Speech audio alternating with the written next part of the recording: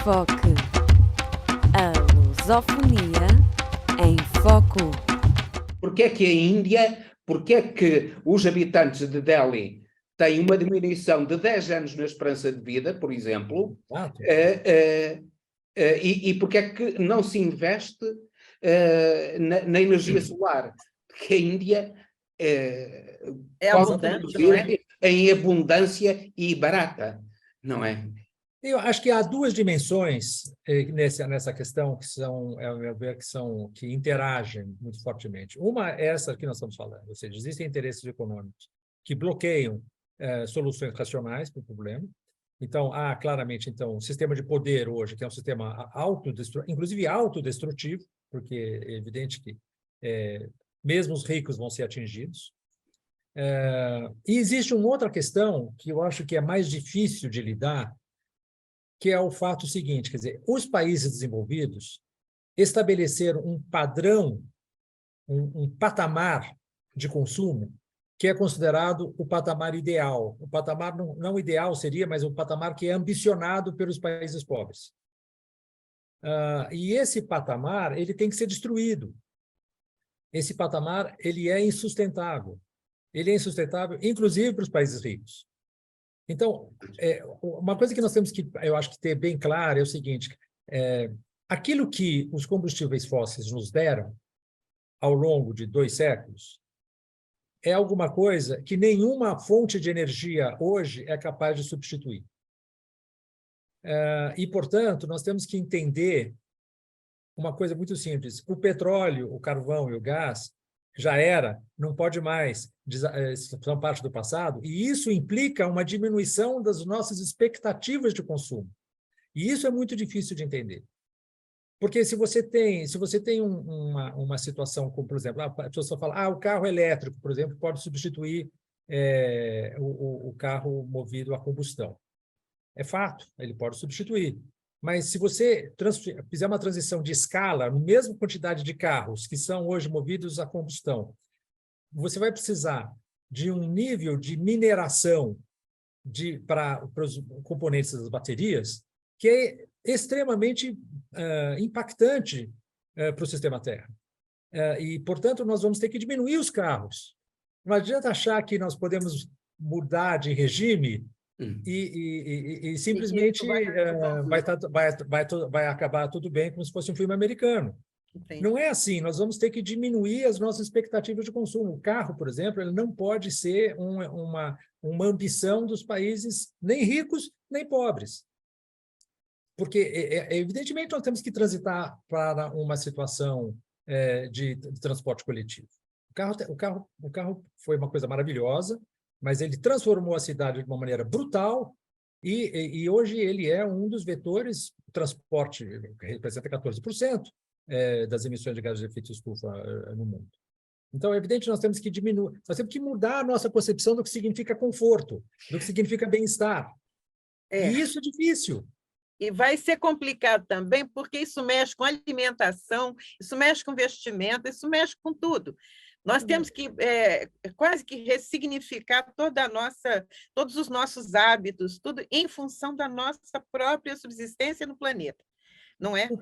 Exatamente. Para as próximas gerações, quer dizer, a gente não está muito antenado nisso, né? Isso que o senhor falou há pouco sobre as mídias não darem muita atenção a isso, eu acho que realmente não dão, porque há aqueles interesses. Por exemplo, ali em Sharm el-Sheikh, tudo que se fala é em função muito do dinheiro envolvido, né? Do capital que isso vai render ou não. Agora, a gente não tem que levar em conta que tem que ter um planeta? Então, quer dizer, na verdade, o que o capitalismo, né, aquilo que o Henrique estava dizendo, que me parece muito apropriado, essa capacidade, essa pulsão, essa perversão do capitalismo em transformar em negócio qualquer crise. Negócio, né? Então, agora, a questão do carbono, por exemplo, nós temos que diminuir as emissões de carbono na economia, então vamos criar um mercado de carbono. O mercado de carbono é, evidentemente, uma tentativa de transformar em negócio um problema que é uma crise e que não vai resolver a crise.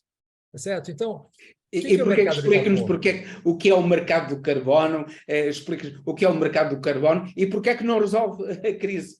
Porque, veja bem, vamos supor que nós sejamos 3 países, certo?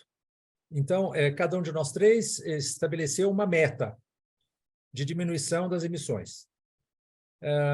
E aí, bom, se o Henrique não cumpriu a sua meta, o que ele faz? Ele dá dinheiro para nós 2 e compra o carbono que se nós tivermos feito a lição de casa e melhorado as nossas metas. Então, eu diria que, bom, nós agora no Brasil emitimos 2,4 bilhões de toneladas de CO2, de gás de efeito estufa, de CO2 equivalente. Então a nossa meta é diminuir em 20%. Então, vamos dizer que a gente vai retirar 48 desses 2 bilhões e 400. Muito bem, então eu consegui um pouco mais do que 20%. Então, eu vendo para o Henrique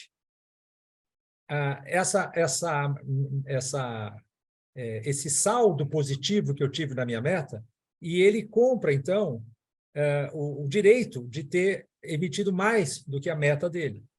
Tá certo? Só que a soma é 0. Isso nos dá uma soma 0.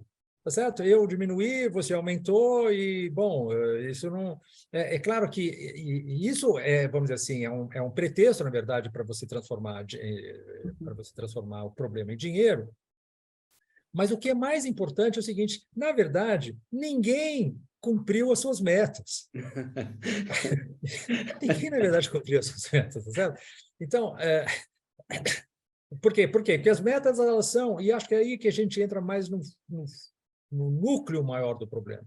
O problema é que o sistema internacional de gestão da crise ambiental e da crise climática, ele é um sistema que está baseado num postulado, num axioma que é o seguinte: qualquer nação é absolutamente soberana em relação àquilo que ela quiser fazer.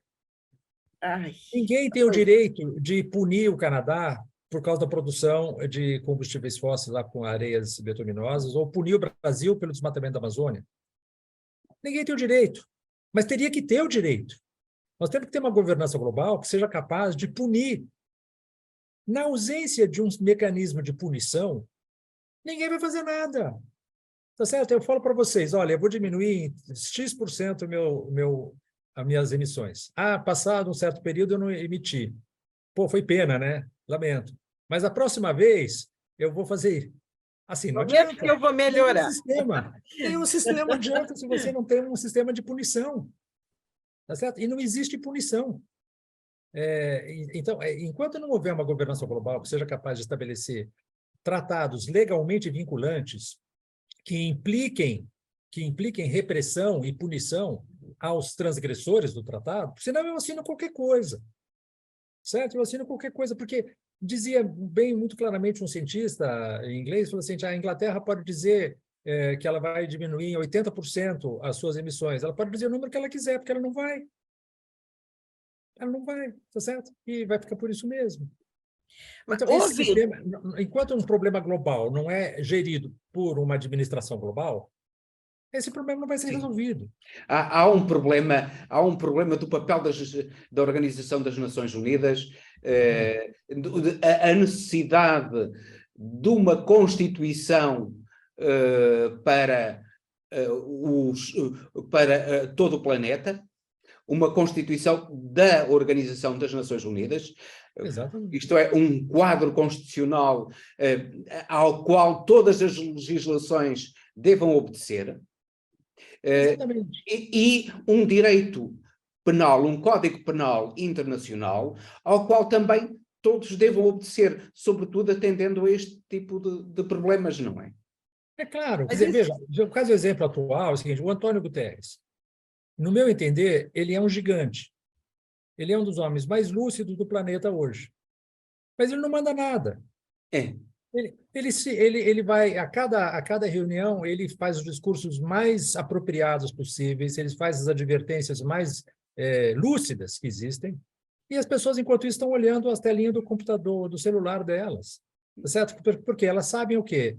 Que ele pode falar o que ele quiser, eles não vão... Ele, como se diz, prega no deserto. Exatamente. dizer, é uma coisa... então, é claro que então, a ONU, para começo de conversa, ela teria que abolir o poder de veto do Conselho de Segurança, que é composto de 5 países que venceram a Segunda Guerra Mundial, que detêm armas nucleares e que dizem não a qualquer coisa que não reflita os seus interesses. Isso evidentemente, qualquer criança pode entender que não é um sistema de organização das Nações Unidas, isso. Certo? Isso é um sistema de hegemonia. É um sistema de poder dos membros do Conselho de Segurança. Pronto. Certo?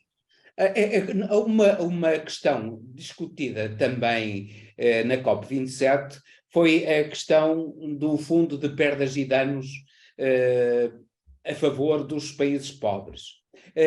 O que é que resultou disso? Foi a única coisa em que se disse que houve qualquer acordo, que houve um avanço. É a busca da justiça climática? Terá havido qualquer avanço? A impressão que me dá é que em todas as COPs é preciso jogar um pouco uma carninha para as pessoas não ficarem completamente frustradas. Dessa COP27, bom, a gente tem que sair daqui com alguma coisinha, porque senão pega mal. E saiu, então, com as perdas e danos, que era uma reivindicação de 20 anos já. E, inclusive, tinha sido estabelecida na COP de Copenhague, né, em 2009, COP 15, etc. Agora, é uma perdas e danos, ou seja, é uma indenização para os impactos sofridos pelos países mais pobres. Perfeito? O conceito está muito bem. Mas, veja, se nós pegarmos alguma coisa análoga a isso, que é aquela promessa que também foi feita em Copenhague, de transferência de 100 bilhões de dólares por ano a partir de 2016 para os países pobres se adaptarem, uma coisa é adaptação, outra coisa seriam perdas e danos. Mas, vamos dizer, a diferença existe, mas ela tem uma analogia muito grande entre elas. Nunca fizeram isso. Os recursos que foram transferidos foram recursos muito mais baixos, mas o que é mais importante é que 70% desses recursos transferidos foram na forma de empréstimos, não foram na forma de transferência a fundo perdido. De pagamento de uma dívida, porque, no fundo, o que está a pagar são aquilo que as populações, nomeadamente as populações da África subsaariana sofrem, ou as populações do Paquistão e do Bangladesh sofrem em consequência das alterações climáticas provocadas pelos países altamente poluidores, provocadas pelos Estados Unidos, pela China, pela Índia e em grande parte pela Europa, que apesar de tudo a Europa ainda tem feito alguma coisa, pouco, mas tem feito alguma coisa por mudar esta política de sujeição aos interesses aos interesses instalados dos combustíveis fósseis. Isso, portanto, aquilo que os países pobres estão a exigir, nomeadamente o Bangladesh, o Paquistão, os países da África subsaariana, é apenas o pagamento dos danos que eles sofreram em consequência da atuação dos outros países, não é? Exatamente. Não é... Mas eles não estabeleceram... Um pagamento não é um empréstimo. O empréstimo é uma coisa, um pagamento é outra. Exatamente. Pois é, mas o muito que simples. Mas parece que essa conta não vai fechar, não é? Eles vão se endividar para resolver um problema que não foram eles que causaram. E isso resultou apenas em maior endividamento desses países. Pois. E no que se refere à questão da indenização por perdas e danos, esse número não foi estabelecido. Jogaram para a COP28 para começarem a discutir quais são os valores e quais são as modalidades. Isso vai se arrastar ainda por anos. Isto é, a COP27 foi uma mão cheia de nada e outra de coisa nenhuma. Exatamente. A expressão acho que define bem. Ou melhor. Agora, tem alguma esperança para nós? Acha que tem alguma validade o Lula ter pedido a gente fazer a COP30 num estado amazônico, lá pertinho da floresta? Tem alguma intencionalidade que vá resultar em alguma coisa positiva? Olha, eu devo dizer a você o seguinte, eu acho que há muita gente que superestima, talvez, um pouco o Lula, que é um estadista notável, etc., mas não está ainda na escala divina. Entretanto, é claro que ele representa hoje uma liderança internacional, muito mais por demérito da concorrência do que por mérito dele. Mas ele é muito conciliador, não é? Ele consegue chamar as pessoas para sentar junto. Você vê então, mas há um momento em que a conciliação não é muito boa. O melhor é necessário cortar. O Henrique tirou as palavras da minha boca, porque era possível conciliar mais facilmente no começo do século XXI, e agora é muito mais difícil. Então, o Lula vai ter que assumir posições mais agressivas, mas, veja, nós também não podemos pedir do Lula que ele faça aquilo, que ele realize coisas sobre as quais ele não tem poder. Então, existe uma relação de forças no Brasil hoje e no mundo que é uma relação desfavorável. Então, o Lula é um vetor positivo? Sem dúvida nenhuma. É extraordinário. Mas se a sociedade não se organizar e não se mobilizar para colocar em pauta, de fato, essa agenda e para fazer com que essa agenda comece a se realizar, não vai haver indivíduo no mundo, certo, que seja capaz de fazer isso. Então, há uma desmobilização e há um festejo no Brasil sobre a eleição do Lula, que é uma maneira seguinte: bom, finalmente alguém vai resolver o meu problema. Não, o Lula não vai resolver o nosso problema. O nosso problema quem pode resolver é a gente, é a organização da sociedade, tá certo? Isso vale para o Brasil e vale para o resto. Claro. É importante. E é importante. Mas uma coisa que eu acho que a gente tem que festejar, porque pelo menos não é alguém que vai jogar contra. Não é lógico, eu acho que esse momento a gente vale festejar por isso, porque até agora nós tivemos 6 anos de gol contra, não é? Nós só tivemos uma eleição do Bolsonaro, se o Bolsonaro tivesse sido eleito, sinceramente, eu nem estaria conversando com vocês, eu estaria no divã do meu terapeuta, ou jogando xadrez, ou tocando piano, eu teria desistido, porque não haveria mais nenhuma esperança. A eleição do Lula representou uma gigantesca possibilidade de nós evitarmos o abismo. Só que é uma chance de evitar o abismo. O abismo está lá, ele continua lá. E nós estamos próximos dele. Está crescendo, né? O pior é isso. Esperemos que não demos um passo em frente, como diria o Marshal Castelo Branco. Nós estávamos à beira do abismo, mas comigo damos um passo em frente. Exatamente. Mas eu, finalmente, tocou aí num ponto essencial, que é o facto de as pessoas, a sociedade, aquilo que em Portugal se chama a sociedade civil, os cidadãos, exercerem o seu direito e o seu dever de cidadania. Sim. E se organizarem para lutarem pela sobrevivência da humanidade, porque os poderes instalados não o fazem.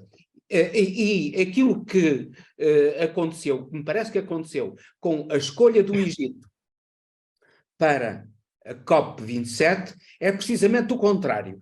O Egito é o exemplo de um país ditatorial em que a sociedade civil não tem o mínimo poder e, inclusivamente, as manifestações foram proibidas. Foram proibidos, exatamente. Enquanto as Nações Unidas estiverem por aí, ou como agora a FIFA, que escolheu o Qatar, que é um país, é um exemplo de esbanjamento, todos esses estádios megalómanos que foram construídos, isto é, vão se transformar em inutilidades, vão ser desmontados e entregues e levados ou por simplesmente transformados em nada, em inutilidades, vão ser elefantes brancos, ou vão ser levados, como eles dizem, eventualmente para outros países, porque o Qatar tem 2 milhões de habitantes, não tem a mínima possibilidade de ter aqueles estádios. E só realmente o facto de ele ter o lobby de petróleo é que lhe permite aquilo. E é um exemplo mais de corrupção internacional, em que tudo aquilo que é contra os princípios desportivos, de liberdade, de fraternidade, de igualdade, tudo isso, o Qatar é contra. Assim como o Egito era contra o clima, contra o direito de manifestação, contra a organização da sociedade civil, dos cidadãos, para lutarem pelos seus direitos e pelos direitos, neste caso, no clima, pelos direitos da humanidade em geral, da sobrevivência da humanidade. E os Emirados Árabes Unidos vão ser ainda piores. A COP28 vai ser nos Emirados Árabes Unidos e será ainda pior do que no Egito. Isso representa o triunfo das petrolíferas. Claro, é a festa macabra do triunfo das petroleiras. E é isso que nós temos diante de nós. Então, e por que nós temos isso diante de nós? Porque as sociedades estão realmente muito anestesiadas. Quer dizer, elas estão ainda numa pauta que é uma pauta do século XX. O Portugal é um país hoje excepcionalmente progressista no contexto europeu. Se você pegar aquilo que está acontecendo na Itália, por exemplo, e comparar com Portugal, você vê que Portugal hoje está... Portugal é o único país da Europa que está no século XXI. Os outros países, então, quer dizer, o que aconteceu na Inglaterra, por exemplo, o que tá acontecendo, inclusive, com o macronismo na França, são países que estão claramente em processo de, eu diria mesmo, de degradação do sistema. Degradação social, intelectual, cultural. E a Itália talvez dê o exemplo disso, quer dizer, um país hoje que está sendo governado por um triunvirato que é Giorgia Meloni, Salvini e Berlusconi. Então, não dá, né? Assim, não é possível. A mesma coisa acontecendo com a Inglaterra, né? Com o Reino Unido. Então, são sintomas de que a sociedade não está percebendo o tamanho do problema. E ela está ainda engajada. Ou melhor, eu diria só um minuto, Henrique, por gentileza. Nós, no Brasil, também andamos muito nesse sentido, não é? Porque, veja bem, agora a gente tem o agronegócio tramando, fazendo grupos de terroristas, né? Para tentar ainda manter o status quo. Então, o Brasil é o caso mais... o Brasil e os Estados Unidos são os dois casos extremos de regressão. Sim, a gente já tem até um QAnon brasileiro, né? A gente já teve em Porto Alegre agora aquela coisa dos sinais para o espaço. Se tiver algum caso eu estou morrendo de vergonha, devem estar rindo da gente. Eu acho que é um surto psicótico coletivo que está acontecendo. Exatamente. É um surto psicótico coletivo. Agora, que está acontecendo nos Estados Unidos também. O surto psicótico está sendo usado, o surto psicótico de alguns está sendo usado em benefício do bolso de outros, né? Quer dizer, as pessoas estão botando aquele pessoal de boi de piranha, estão passando a boiada, né, para tentar tirar alguma vantagem e tentar, talvez, dar um golpe de Estado, qualquer coisa, para continuar a exploração do jeito que está.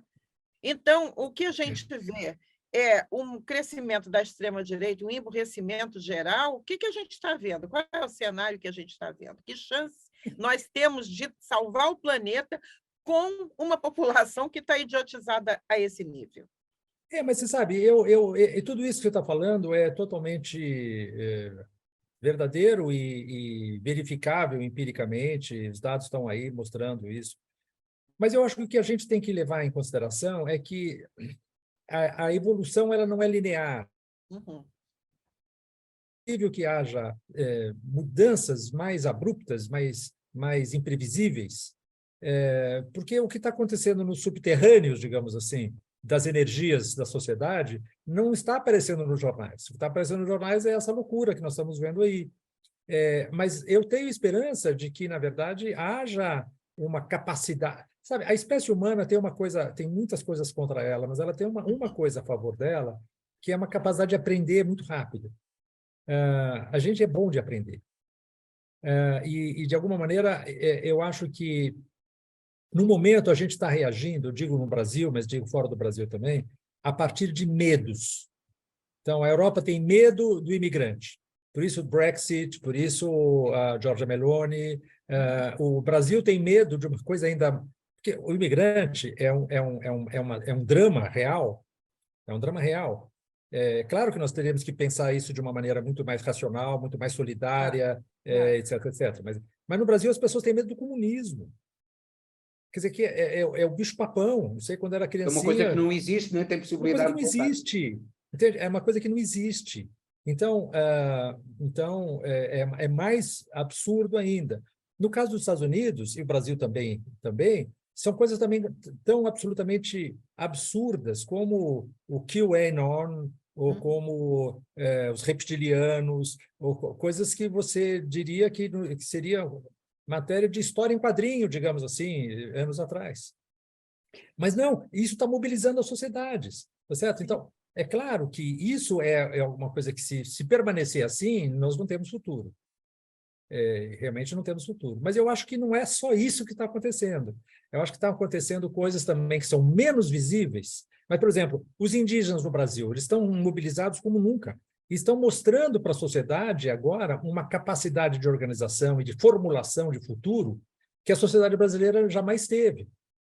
Os negros no Brasil estão extremamente organizados. Figuras jovens, não é a Greta Thunberg apenas, são jovens da África, são jovens da Ásia, são jovens do Brasil, etc., que estão percebendo essa questão de uma maneira muito forte.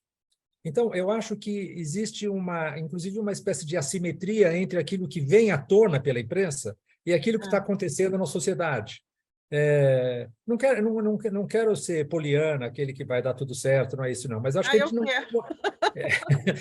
Não, também quereria, mas vamos dizer assim... Eu estou querendo alguma coisa, eu vou me agarrar. O wishful thinking, né? Uma coisa ótima, mas eu acho que essas forças são forças reais que não estão ainda ocupando a posição que elas, de fato, têm já na imagem que a sociedade tem dela própria. E tem que fortalecer isso, temos que mobilizar, fazer esses programas, participar das reuniões necessariamente e comunicar a emergência climática, comunicar a emergência ambiental, né, da maneira mais baseada nos fatos, baseada na razão, sem suscitar pânico, mas mostrando que a situação é gravíssima. Né? Sim, nós estamos... Mais do que nunca a União vai ter que fazer a força. Mas nós estamos a aproximar-nos do final a sua mensagem é uma mensagem de esperança, mas eu não quero deixar de lembrar que neste momento aquilo que está a dominar o mundo é a corrupção material e moral. E a realização da COP27 no Egito, em Sharm el-Sheikh, e a realização é curioso, em Sharm el-Sheikh, ali perto do Sinai, onde Moisés lutou contra o bezerro de ouro. Moisés lutou contra o bezerro de ouro, mas o bezerro de ouro está lá. O bezerro de ouro do dinheiro está lá em Sharm el-Sheikh, bem implantado. As pessoas estão dançando em volta dele. Agora, a COP28 nos Emirados Árabes Unidos é um outro exemplo de corrupção material e moral. E o mundo está nisso, não é? Acha que essas forças subterrâneas que nos dão esperança, nós, na nossa humilde ou quase inexistente capacidade, aqui na Rádio Transforma, estamos a lutar contra isso. Você está a lutar contra isso. Acha que terão alguma possibilidade de vencer essa corrupção material e moral que domina o mundo? Olha, eu acho que, se você me perguntar do ponto de vista das chances, eu acho que as chances são contra nós. As probabilidades são contra nós. Mas você não decide sobreviver em função das probabilidades. Você decide sobreviver mesmo com as probabilidades mais mínimas que nós temos diante de nós, tá certo? Porque não se trata de um jogo, se trata de alguma coisa que é a nossa sobrevivência como sociedade, como indivíduo, como sociedade, como espécie, etc, etc. Então, eu prefiro não calcular as probabilidades, porque se eu começar a calcular as probabilidades, eu acho que eu cruzo os braços. Eu prefiro falar o seguinte: bom, nós temos uma pequena chance, as coisas estão contra nós, mas nós somos capazes de entender isso, nós somos capazes de entender o perigo, porque é diferente dos colapsos ambientais que ocorreram em outras sociedades. Primeiro, porque agora é global. Segundo, porque os anteriores não sabiam o que estava acontecendo. Nós sabemos o que está acontecendo, nós sabemos qual é a solução, tá certo? Não é um meteoro que está caindo em cima da gente, somos nós que estamos produzindo isso. Então, nós podemos claramente continuar fazendo isso e nos suicidarmos. É uma chance. Muita gente se suicida por aí, tá certo? Mas se a gente decide não se suicidar, a gente tem os instrumentos para sobreviver. A gente tem o conhecimento científico, a gente tem a tecnologia para isso, a gente tem a percepção, a gente foi capaz de quantificar o problema, nós somos capazes de monitorar o problema. Nós temos que agir em função desse patrimônio que é a nossa razão. É um patrimônio gigantesco isso, tá certo? É isso. Então estamos a terminar em beleza, então estamos a chegar ao fim do nosso tempo. Muito obrigado, professor Luís Marques. Eu que agradeço. Foi excelente conversar consigo. Penso que foi uma lição de humanidade e uma lição de saber que nós recebemos. Muito obrigado. Eu que agradeço a vocês. Um grande abraço para si. Adoro. Estou esperando a revista, então. Vai receber. Olha, eu queria te agradecer também. E agradecer especialmente a vocês que estão nos assistindo, que nos seguem. Gostaríamos de convidá-lo novamente, professor, para um novo encontro, quem sabe mais adiante, para a gente ver no início do próximo governo, para ver o que anda a acontecer, não é? Para ver se já progredimos. Muito obrigada pelas suas palavras de otimismo e esperamos você no próximo Enfoque pela Rádio Transforma e pela Revista em Comunidade. Contem comigo. Um grande abraço e boa continuação para vocês.